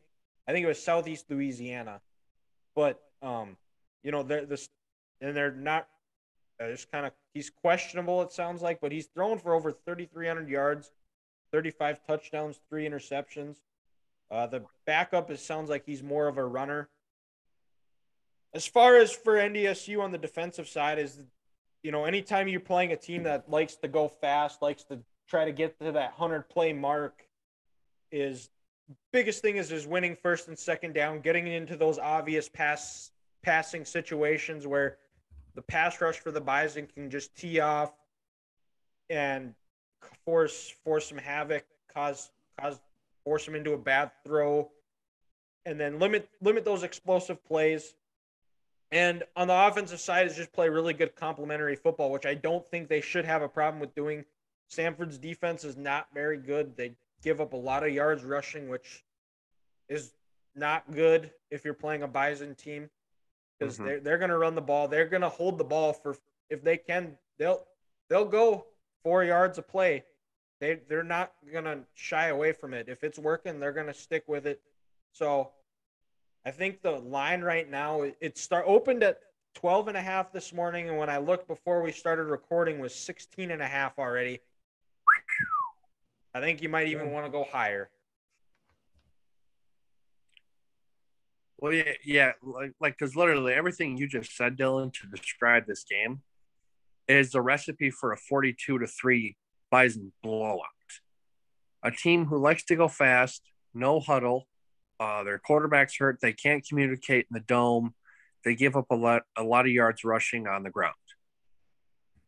We've seen this before, and it gets pretty ugly. They're in the Fargo Dome. It gets ugly. So hopefully Samford and knows half of what they're getting into. I doubt they will. Who knows? Some of the hospitals there and the Sanford Hospital up there in Fargo might want to have a couple body bags ready for that Samford defense, because they might not be ready for this running game that's coming their way. No, and they seem to be clicking right now. Today it sounds like Lipke is done for the year, so he won't be back. But Tamarick Williams and Kobe Johnson seem to really be coming into their own and really carrying that load. Cole Payton is going to be, I think. Cam Miller, he had one of the 68-yard runs against Montana. He's going to be a threat in the running game as well. And just like I said, just complimentary football. Keep that defense off the field. Don't let that offense get going. And they should be playing in the semis again.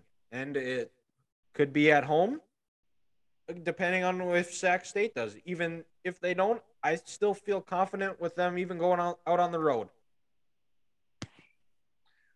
Kind of selfishly, I'm looking into January here, but I hope it's an NDSU SDSU championship game.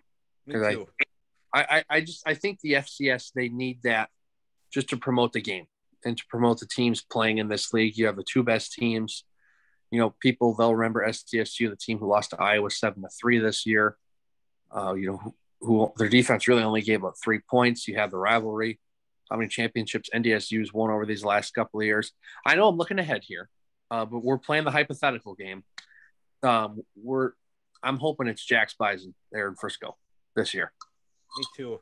I think a lot of NDSU people would be very, very rubbing their hands together with excitement after them leaving the Fargo Dome with the Rock. And I think NDSU would get a little bit of, actually not just a little bit, they would get a lot of justice and the last laugh if they're holding up the national championship trophy in Frisco again. Oh, without question. But so we'll go over to the NFL, where the Vikings win another one-possession game, 27-22 over the Jets. Story of the game was their red zone defense and third down defense. I think they were 3 of 16, forced the Jets into 3 of 16 on third down, made them kick 5 field goals in the red zone, and forced 2 turnovers as well. It wasn't a pretty game. The offense still goes into those lulls, but there's just something about it, finding ways to win. And right now, you're in the month of December. That's all what matters, is find a way to win. It doesn't have to be pretty. It doesn't have to be sexy or anything like that. It's just, as one of Grant's favorite NFL executives always would say, just win, baby. Just win, baby. And remember, it's not gymnastics. There's no style points in football. I'm just tired of these third quarter. Do we even really want to play type of games? Because it's consistently throughout the whole season. At some point, it's going to come back and bite you in the ass. It probably will this weekend at Detroit. I actually am surprised Detroit's only a 1-point favorite. Well, and because also, earlier this year when they played in week 3, Detroit was dominating that game. They should have beat them the first time. should have beat him the first time, and Dan Campbell and his staff, with some decisions they made, kind of gave that game away. And I mean, yeah, that kind of maybe prolonged the Vikings into this year, thinking, hey, we can win these one possession games if we just stick to it. Had they lost that game, it would have been probably a really different story in this year. I mean, we're talking about what happened in September, but who knows what could have been. I think we're gonna get Dantzler back this weekend, but I don't think that's the key to making our defense better. It'll help, but honestly, they need to figure something out because their pass defense is, holy hell, it's atrocious. Well, I think I saw a stat the other day, in 7 of the 12 games this year, the Vikings defense has given up over 400 yards. And I believe it. I understand you made the Jets kick 5 field goals last week and you had all those turnovers, but you gave up 500 yards to Mike White. You gave up 387 to freaking Mac Jones. With no real skill players and an offensive coordinator in England who has a pencil in his hat, but his play sheet is laminated. He can't use that pencil. What is that you're doing? And you make Mac Jones look like an all-pro. So, yeah, Ethan, you're absolutely right. It's going to come back eventually to bite this Vikings team in the ass. Because I understand Brocktober is now the quarterback in San Francisco. So they're screwed because October's over. And actually, Brock Purdy's not used to playing meaningful football in December. So he's probably going to shit his pants here. But if they play them in January, the Niners, they're scoring touchdowns. They're not kicking field goals. 2 weeks ago, the Cowboys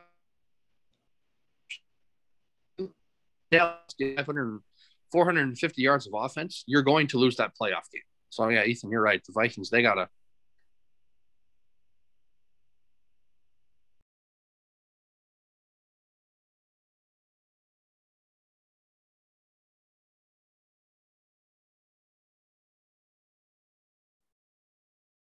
Yeah, phoned out right there. Holy hell! Yeah, for some reason, somehow my Wi-Fi switched back to John Wilkes Bluetooth when it needs to be on the rat's nest. I don't know how. You looked possessed for a second. I was kind of scared you just died.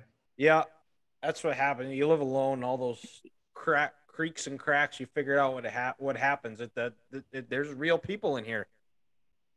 But I think they're gonna need Dancer because it sounds like Caleb Evans is in concussion protocol, so you don't know if he's gonna go. The third time this year. Yeah. And I think the biggest thing, the issue with the Vikings, the reason they go into the lulls is their running game is so inconsistent. Where they can't rely on that to get them out of those funks where you're not going to score every possession, but at least be able to have an effective enough running game to where you can move the chains and flip the field at least to make the offense go the entire length of the field. But their run game is just so inconsistent. I think I looked yesterday, they ranked 26th in average rushing a game.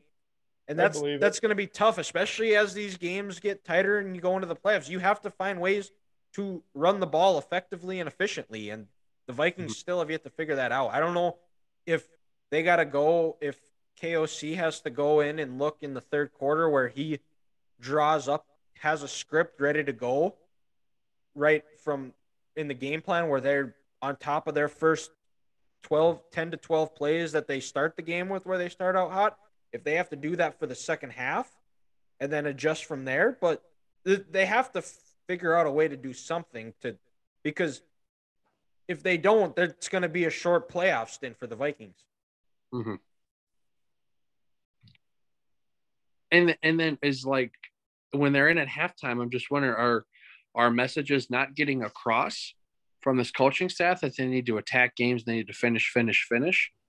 Or are they just not making adjustments? And is the other team making adjustments to what the Vikings are doing? Where, KOC, first-time head coach, I want to still say first-time play caller in this league consistently, where he's not making any changes, and these veteran defensive coaches are. I almost want to be a fly on the wall in these halftime conversations because everything's going great. But then they get, like you said, into that third quarter, and it's just kind of they're flatlining it. I mean, but hey, let's give props to the Jets. Maybe that 60-yard field goal that they kicked going into halftime was a spark that team needed, and it got them going. And also, Kirk missed a couple passes there in the second half early. It looked like he had Hawkinson for at least a nice 20, 25-yard reception. It was a touch long. And there was a pass to Jefferson where, Jefferson's hands were on it. He'll say he should have caught it, but Kirk put it behind him. And if he would have hit him in stride, he would have kept going. So I think that was Kirk's worst game of the year, actually. Yeah. So you gotta, when you're Kirk and you're kind of starting to get into that funk, you have to hit your layups in the third quarter. And he couldn't do it on Sunday. Yeah. Yeah. And they've got a big one too. They got a t-shirt hat game up, which we'll get to in a little bit here, but we'll stay within week 13 recap. Week 13. Yeah. Wow. And the Chiefs look human. They had to go up to the Queen City where they lost to the Bengals 30-27. I think it's fair to say, I think everybody knows this. It was kind of a question now. 27-24. Was it? Yep. Yeah. Yeah, it was. You're right. It was the last two games against the Bengals have been 27-24. How about that? And I don't even know if it's much of a debate anymore, but I think Skyline Chili's better than Kansas City Barbecue. At this rate, this is the Bengals' third straight win against the Chiefs, and which was a very fun game. I hope these two teams play again down the line. I thought the Bengals defense did a really good job of limiting Kelsey. They did a good job of shutting him down. They were able to force a fumble on one of the few times he was able to touch the ball. And after that, I think some of the play calling, I think Andy Reid, I felt like got a little bit too cute. I know, Grant, you were a little bit frustrated with the play calling as well. And Grant looks like he's just, oh, no, he's back. Okay, I'm good here. But where, they would get a good yards on first down, and then they'd throw it two times in a row and refuse to run the ball. I think Mahomes missed a couple of times where he had his eyes downfield, where Jerick McKinnon or Pacheco out of the backfield were just kind of just standing there wide open, where if he throws it, ducks it down to them and makes the easy play, they extend a couple of drives and who knows, get a field goal, get a touchdown out of it. But he tried to kind of make the big play. It almost felt like he was kind of just pressing, trying to make the big play, trying to redeem himself from last year's AFC Championship almost. Is that kind of what you felt, Grant? Yeah, it was a little bit. And then also in a weird way, kind of off the field, this past Wednesday Patrick was on the episode of, New Heights with Travis Kelce and Jason Kelce. And it was a fantastic conversation those guys had and some of the stories Pat shared. So he was kind of on a high this week on Wednesday. And you almost felt like he wanted to have a performance on Sunday where people were talking like, wow, did you see this? Like what he had 2 weeks ago against the Chargers? So he could kind of cap back and say, hey, look at the hell of the week I had, birth of his first son. That was awesome interviews on Wednesday, and then doing a crazy, Mahomes-like performance on Sunday. So I feel like he tried a little too hard. But then another thing that's been pressing this Chiefs team is in these last 2 weeks, they're only like, I want to say 3 of 8 in the red zone drives, converting touchdowns. And you're not winning games in the NFL if you're kicking field goals in the red area. And Dylan, what you were talking about, how I was frustrated, it was the first drive of the game. The Bengals go down and they get 7. The Chiefs answer. They're having a nice drive, run, pass. They're mixing it in there. A 1st and 10 from, I want to say the 14. And they get, Pacheco gets a 7-yard carry. So it's 2nd and 3 from the 4. No, it was 1st and 10 from the 17. Or where it was, I can't remember. But you have a second and 3 at the 7. 2 straight passes. And you have to go out and you have to kick the field goal. It's like, Andy, just like what you had in the second half of that Chargers game when Pacheco got over 100 yards and what you did against the Bucs this year when I challenged this Chiefs team and this Chiefs offensive line to go out and be physical and run the ball. Stop being so cute. I get you have Patrick and Travis and you're one of the more creative red zone offenses in the NFL. But when you're playing the Bengals, stop being cute. When you're playing these playoff teams, when your offensive linemen are moving people and they're built to go forward like offensive linemen are, just run the ball. Just run the ball. Be a little old school. Be a little boring. You don't need these crazy magician-like plays and tie it up at 7. And hypothetically speaking, if that would have been the case, even after the Kelsey fumble, it still would have been – no, even after, let's say, Evans' touchdown, it would have been 28-27. Chiefs would have still had the lead. And then also, I said these last couple of weeks are 3 of 8 in the red zone. McCole Hardman has missed the last 2 weeks on IR. And so far this year, McCole has dominated in the red zone with, his jet sweeps. If he's in the backfield and they got man coverage, he's crossing people. So missing McCole these last couple of weeks, I also feel has been big because he's helps this team for the most part of the year have the best red zone offense in the NFL. Yeah. And when is he scheduled to come back? So that was his second game. So the first game he'll be eligible to come back will be, I believe, Christmas Eve against Seattle. Because I think he missed the Chargers game, but they designated him for IR, I believe, last week against the Rams. Okay. Or no, his first game back will be against Houston. So in 2 weeks, because he missed week 16. Yeah, week 16. Yeah, so he missed the Jags game, was placed on IR before the Chargers. So yeah, week 16 against Houston will be the first time, or week 15, whatever week it is, when they play Houston. In 2 weeks, that's when he'll be eligible to come back for the first time. Okay, gotcha. Yep. But yeah, the Broncos, which we'll get into, or Chiefs, we'll get into it a little bit here. They are now. It's not going to be the Arrowhead Invitational as of now. There's a lot that still has to play out. The Bills got a tough schedule ahead. Chiefs, for the most part, have a which originally looked like it could have been tough, but one team is not the team they thought they were, and it's not the Bears. Also, real quick, I want to shout out that Cincinnati Bengals offensive line. Yes, I have that on my notes. They played great yesterday. They were running the ball. They were physical. They were moving people. They were getting the defensive line up to Nick Bolton and Willie Gay. They kept Chris Jones away from their quarterback. They didn't do that those 2 times last year. No one else could get a consistent pass rush on Joe.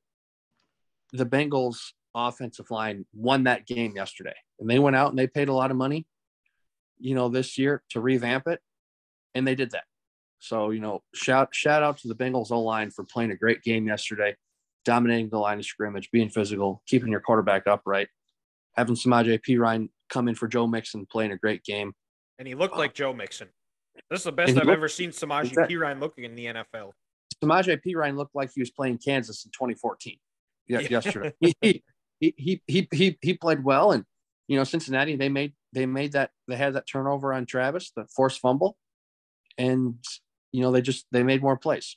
So yeah, shout out to that Bengals O-line. They played great. And when are we going to put some respect on T. Higgins' name? This is getting a little old right now.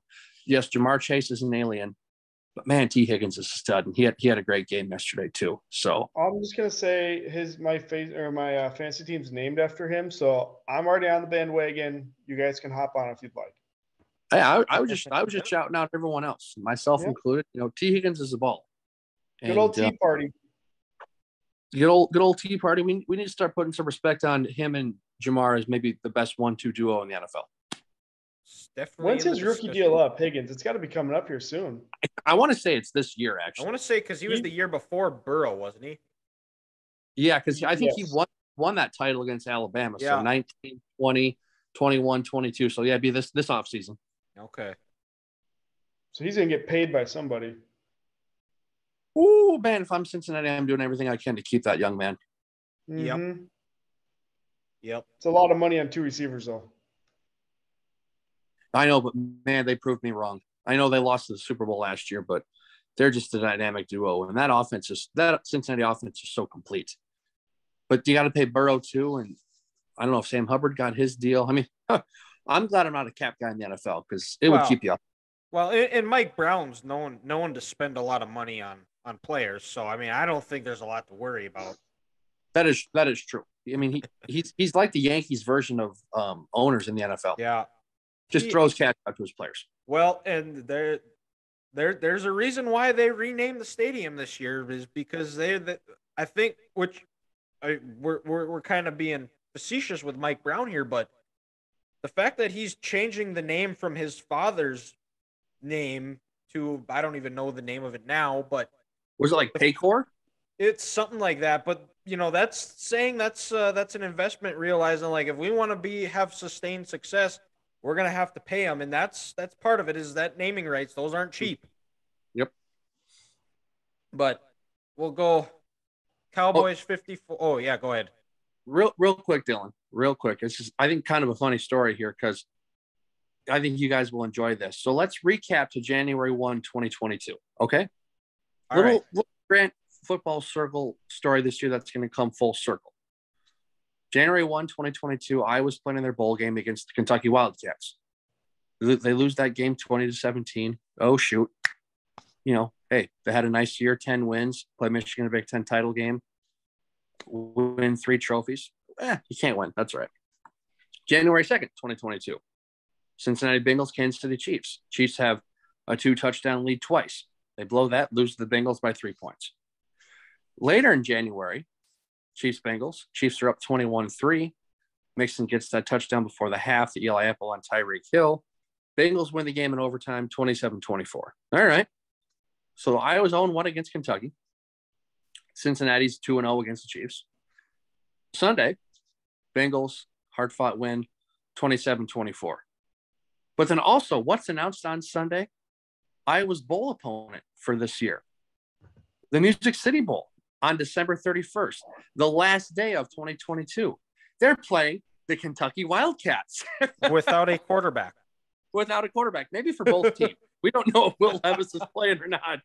It might be. So, this could be a Deuce Hogan revenge game. We don't know. Oh, yeah, it very much well could be. God, that'd be crazy. It's kind of funny where you start the year off, Kentucky beats Iowa, and then Cincinnati beats Kansas City 3 times in this calendar year.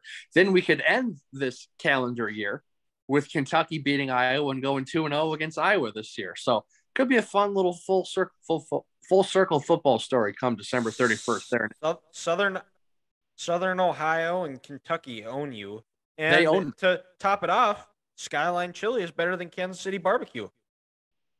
You're just stupid at this point. You're trying. Wow. And it's working. I don't like it. I've never had the Skyline Chili yet, so I can't say for sure. I have had Kansas City barbecue. It is awesome. So at some point maybe we're gonna have to test it out at some point. Maybe we're gonna have to go to Cincinnati and try the Skyline Chili. My guy Travis said the chili wasn't that good. And that's all I'm going to say on that, because it wasn't that good, and it maybe looks the same for the whole process, if you know what I'm saying. Yeah, that's all I'm going to say. Well, I was watching a video on it last night, and they said that that there's only 2 people that know the recipe, and one knows half of it, and the other person knows the other half of it. So I'm thinking like somebody just makes all of it, and it is like it's all like processed. So like even at the restaurant, I'm pretty sure you can buy it like you can go like buy like the Hormel or the Campbell's chunky chili. Mm-hmm. So I don't know. Who knows? But go down to Dallas Cowboys beat the Colts 54-19 on Sunday Night Football. There wasn't a whole lot. Cowboys kind of putzed around with them, let them hang out, and then outscored them 33-0 in the fourth quarter. And now we're on to Week 14. We'll start with the Vikings-Lions, where Vikings travel to the Motor City, where 11 a.m. Fox. Lions, like Ethan said a little bit earlier, are a 1-point favorite. Lions need to win to keep their playoff hopes alive. Vikings win, they clinch the division. T-shirt hat game, like I said. I think, a thing that I talked about, with against the Jets and been a recurring theme is look for something to try to find some consistency in the run game. And then on the defensive side of the ball, the big key is getting pressure on Jared Goff, hitting him early and often. If you're able to do that, he's going to be rattled and he's going to be off kiltered. He's going to be hearing footsteps and he's going to throw it to the other team at least once if he's not if it's not a perfect environment for him. Well, and for me, guys, I'm looking at this to be the Dalvin Cook, Alexander Madison game, just because that's what Vikings running backs do against the Lions. Dalvin was having that great rookie year, in his first game against the Lions in 17, and unfortunately tore his ACL. And then, at the game I was at last year, at US Bank Stadium, Dalvin couldn't go, but Madison stepped in with 100 yards and a touchdown. And, this would be a nice week against this Lions defense to really get that run game going, feeling polished and confident, going into this December stretch where, you shouldn't be playing for the division. You should be playing for, playoff seeding, playing for that 2 seed. So be a nice week to get that running game going, for the Vikings to get confidence. Because like I said, when you're playing San Francisco and Dallas in January, you're going to need to run the ball. And like we saw it 2 weeks ago against Dallas, Vikings couldn't run the ball. Dallas could, and they got their ass kicked. Yeah, I'll say they got to run the ball because it doesn't sound like Darrisaw's coming back anytime soon, and you're going to have Hutchinson going up against Brandel or whatever. Who's been good, but Detroit can bring the pressure. So you're going to have to get that ball out quick or else Cousins is going to be in for a long day. So you run the ball, you have a better chance, I guess, at getting the ball out, but it's still not going to be an easy win at all.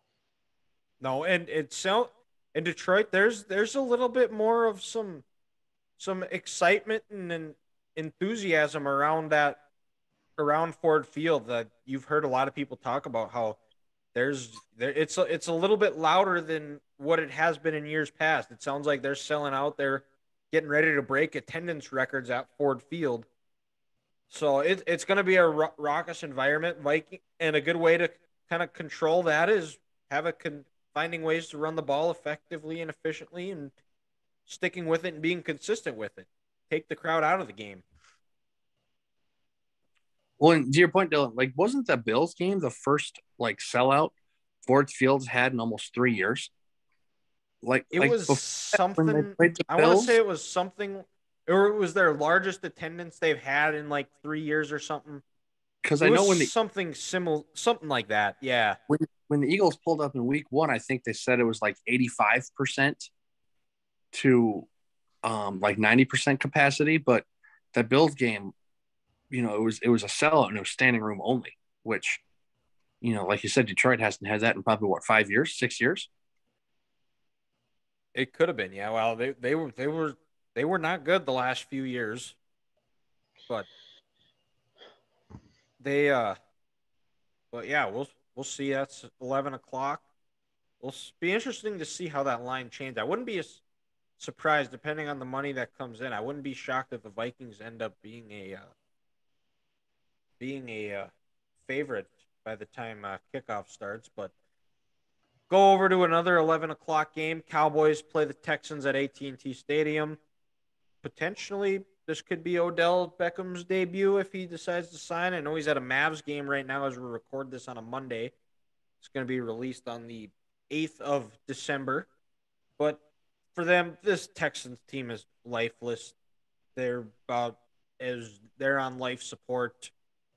Probably generous saying they're on life support. Jump on them, put them away early. Don't let them hang around. Something Dallas has been tended to do when like they did against the Colts, where they kind of let them hang around for 3 quarters, play a full 60 minutes, and don't even let the Texans have a thought that they have a chance to win the game. I feel like I don't know what the record for like most rushing yards in a game for a team is, but I feel like if Dallas wanted to do it, they very well might be able to do it this game. This could be the game. This could be the game. I mean, honestly, guys, they should have 400 yards rushing in this game. They shouldn't even throw the ball. That's my type of game. That's Grant's type of game. It's my kind of game. I mean, I want to see Zeke and Tony Pollard both have 25 carries. Yep. Well, and Zeke looks like he's got a little bit more of a turbo booster from previous years. He's got a little bit more juice in his steps, and I think partially because of Pollard, but I think he's healthy too for once. Well, yeah, and I was with you, Dylan. I'm on the same lines. I think it's healthy competition.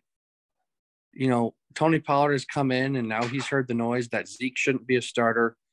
You know, he's got his yards per game, yards per carry have gone down every single year since 2016. This is time for, you know, Zeke to live up to that contract, and there's someone else in that room who's competing with him, and he knows it's time to nut up or shut up. And he's sick of the rumblings of people saying this Dallas offense is better with Tony Pollard. So maybe he's lost a little weight. He's a little more focused, and it's go time. Yeah, and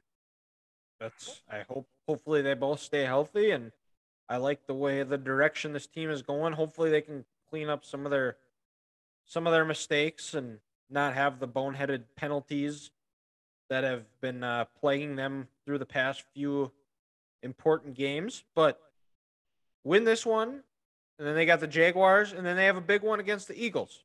So win these next 2, and then we can discuss that awful city that they say has brotherly love, but it's I don't know. Outside of Philly cheesesteaks, I have a hard time saying nice things about that town. Oh, so that reminds me, you know how Ethan said don't throw the ball at all in this game? That reminded me, guys, of a story I read this weekend on Sports Illustrated. There was a team in California this year. They won a state title without completing a pass all year. Wow. They had 2 quarterbacks go a combined 0-7 in the air. They averaged like 450 yards on the ground and scored, I think, over 50 touchdowns rushing.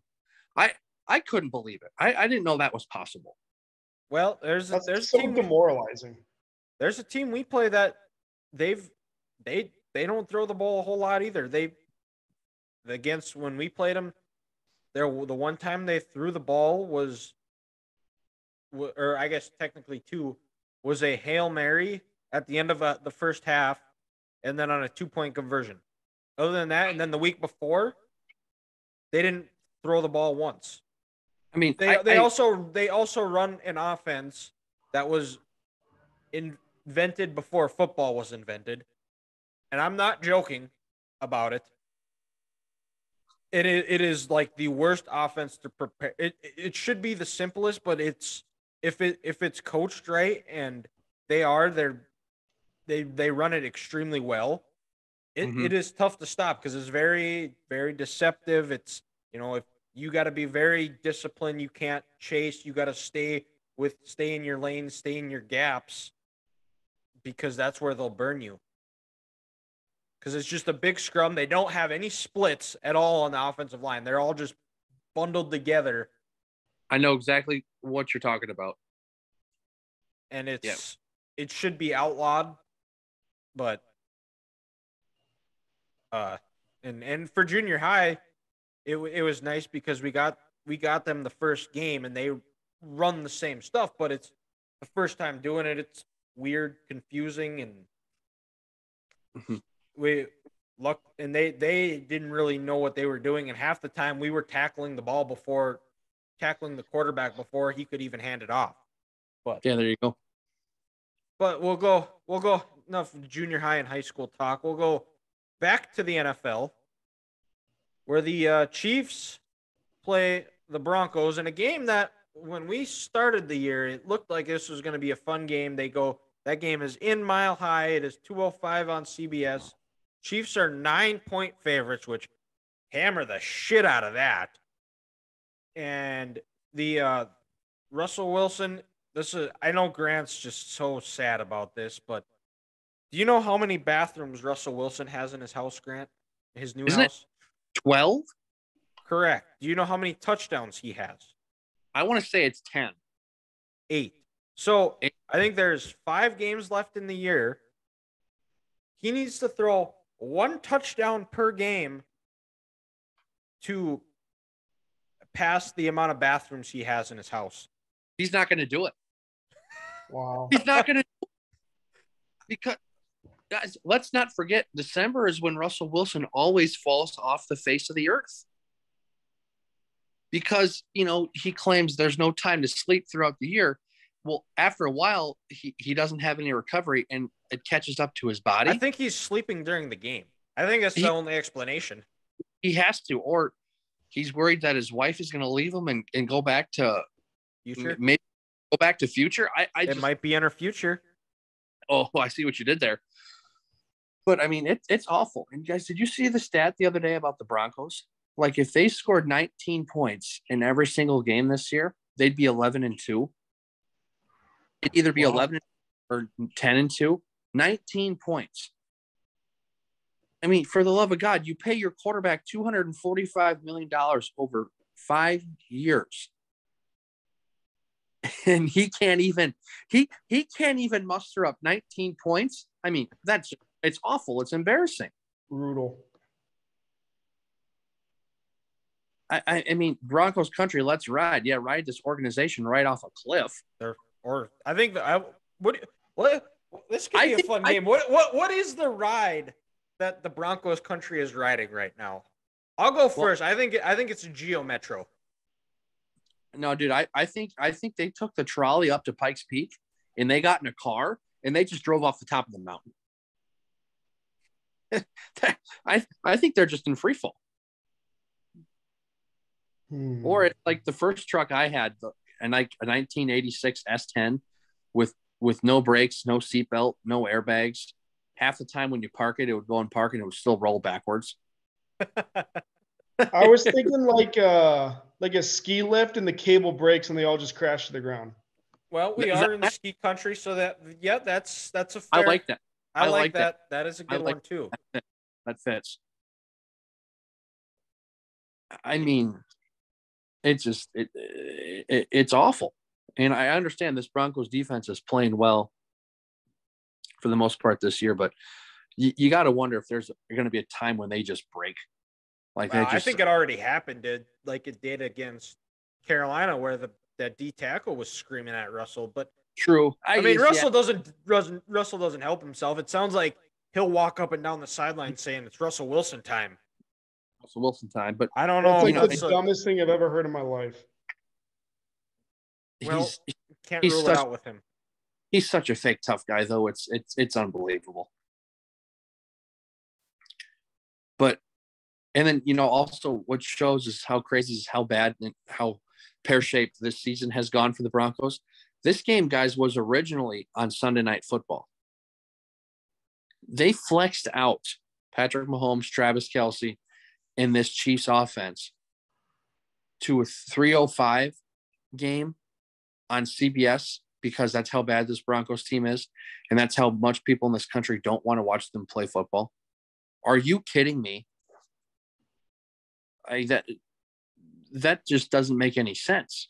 It's you take out one of the top 3 quarterback in this league because the other team you're playing is so inept that people are sick of watching them.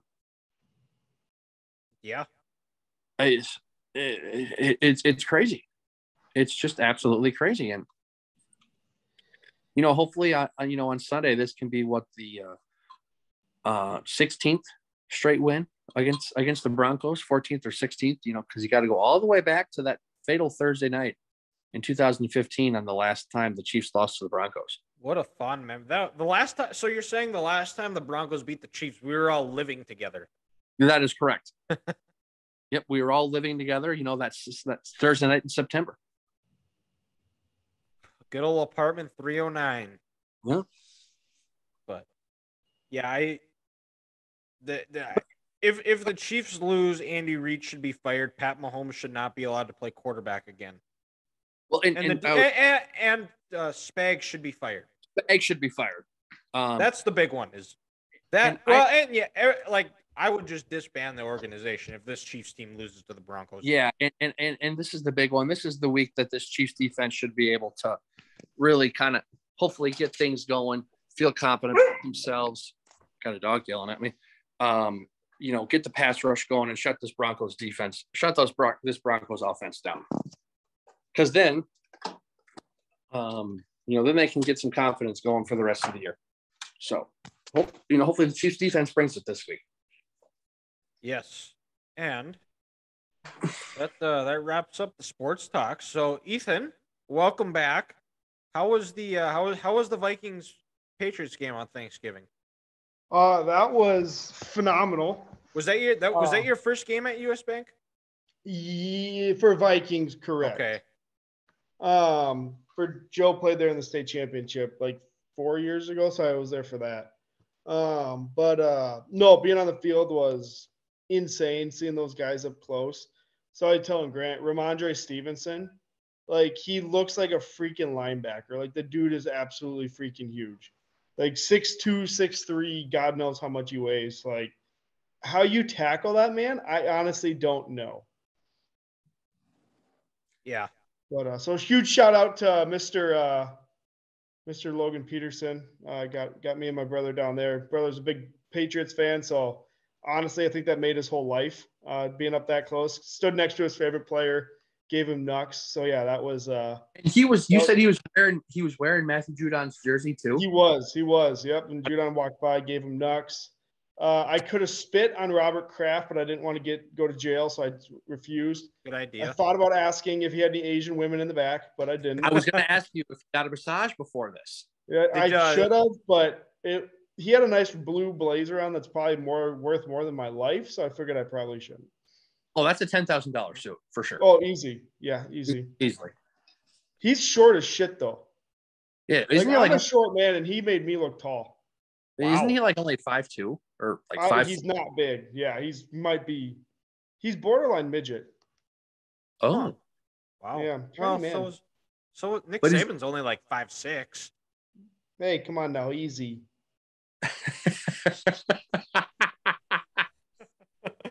Well, we have just hit the sensitive button. Don't put that only in there, but I am 5'7" with shoes on. We've been over this. You can ask my girlfriend and Grant. He was there. That conversation was so ridiculous. I always thought you were 5'7", so I didn't know you were 5'6". Thank you. You get it. But a short king's got to stick together, Ethan. Yep. Hey, fuck you, Grant. Baby. I didn't say anything about you, dog. I've never said anything about your height. We might be short, but we're tall where it matters. Yeah. Well, they say Ethan's taller laying down. The rumors are true. I can't confirm nor deny that. That's what I've been told. I've been told he's taller laying down. Can't confirm that. But yes.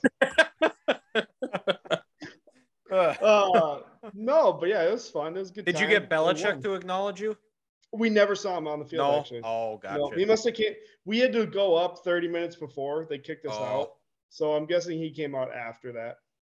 Could you imagine, like, how awesome it would be if you were on the receiving end of him, just giving you that scowl look and not giving you a high five?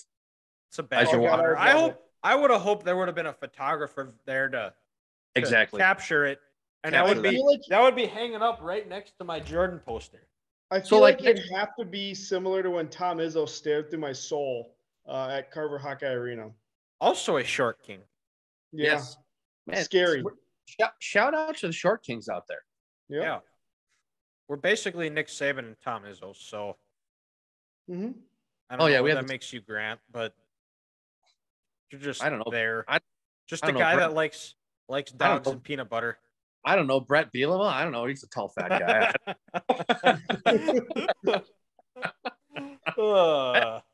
That's all I got. I don't know.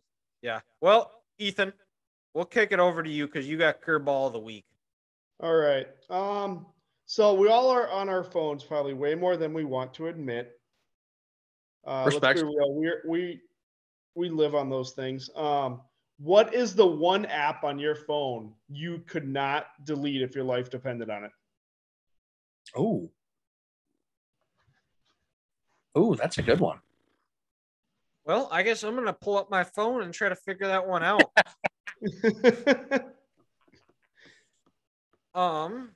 Let's see here. I would probably have to say YouTube. YouTube. Yep. Okay. I spend a lot of time on there watching videos, scrolling through things, just finding random things or something that pops up in my brain. There's a lot of things. There's not much in it, but so there's a lot of room where thoughts just kind of run. And I go down rabbit holes of different conspiracies, different historical things. Want to relive the good times, which, well, I don't have to go too far for that lately, but prior to 2021, I had to do that quite a bit, being a Michigan Wolverine fan. But yeah, I think it would be YouTube, and then watching old shows, old cut ups of radio shows, podcasts, things like that, or just if I just need a laugh, watching old movie clips. Not bad. For me, guys, I've mentioned it before on the podcast, but I'm gonna have to go Instagram, and it's not for the reasons everyone's thinking. You're looking out for all these Instagram models out there and all these beautiful. I know what it is. It's all your Finstas you have. Absolutely not. I don't even. Does Grant? Do you know what a Finsta is?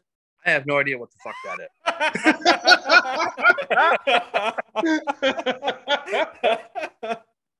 That is a fake Instagram account. Oh yeah, no, that's you stalk people.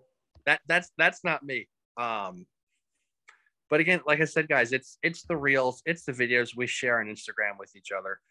When we get done recording this, I'm gonna have to go on Instagram and watch the 9 and that Ethan and Dylan shared with me before. How one of us will just get on a roll, and I'll pull my phone out and I'll see Ethan has shared 7 reels. Dylan has liked 8 reels that you just said. It brings me so much joy because it's old Family Guy clips. It's clips of the league. It's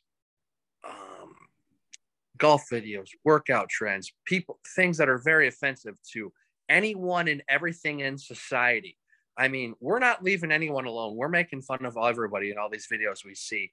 And it brings me so much joy just to get a good laugh. I'll probably be sitting at home sometimes sounding like a total fool, just, crying, laughing because of these things. So I'm going to have to go with Instagram. Mine's a little bit out there. But Shocker. I'm going with Safari. Okay. I am always on the message boards, back and forth, talking, always about my Gophers, sneaking on the Iowa board to help Grant understand why his team still sucks and why Brian is still the OC.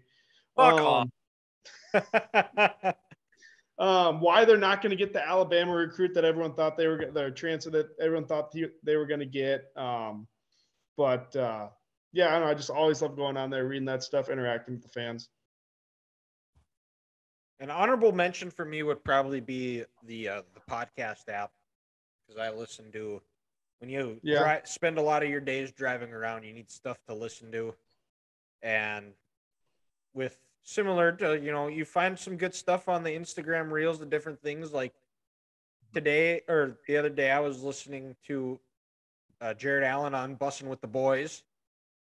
And he was got into talking about Lamar Hunt, how he might have had something to do with the JFK assassination. So probably might be hopping on the old Safari, trying to dig to the bottom of that as well. And a bunch of other just different ones that I listen to throughout the day that gets me through the workday. Not bad. Yeah, I mean, hard to argue with that. Because, like you said, Dylan, it seems like anytime you send a screenshot, you must be traveling or something, because there's always some sort of podcast on your lock screen. Yeah, fair. Always But- for the podcast at lock screen. But yeah, did you guys see the Heisman finalists? I did, dude. Yes. I really like a true Heisman winner this year. Kind of a, I don't know, kind of a bland year. I'll go by, and you can call me a homer. I don't really care, but Blake Corum doesn't get hurt. I think he's winning the Heisman, but he didn't get an invite. I think Hendon Hooker got screwed. I think he should have been invited as well because he was the leader before he tears his ACL. But Heisman doesn't have the luster, the juice that it used to have back when we were youngins. Well, and also, dude, guys, we've been kind of spoiled. Like, look at Joe Burrow's Heisman season, Kyler Murray, Baker Mayfield, when Lamar Jackson won it, Derrick Henry's year, Marcus Mariota, Jameis Winston, Johnny Manziel, Robert Griffin III. Those were fantastic seasons, and they kept everyone on those, and everyone had to tune in to watch those guys playing. We just didn't have that this year, where I feel people were like excited to watch this one guy. And that's what kind of made the Heisman so special, because everybody had their moment, where everyone said, "Hey, I'm going to watch this guy, and he's going to blow up today, and he's going to show out." We just haven't had that, it seems like, and even since Devontae Smith, I'll say, when he won it COVID year. Yeah, and well, that's all we got. We'll you guys want to discuss bowl matchups next week? Have some favorites that you guys are gonna keep an eye on, and maybe a team from Minnesota can finally win in Yankee Stadium. Ooh. And thank you guys for listening.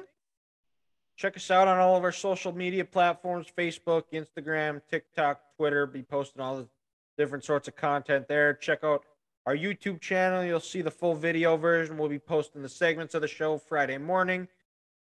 That's all we got for this week. Thank you guys for listening, and we'll talk to you next week.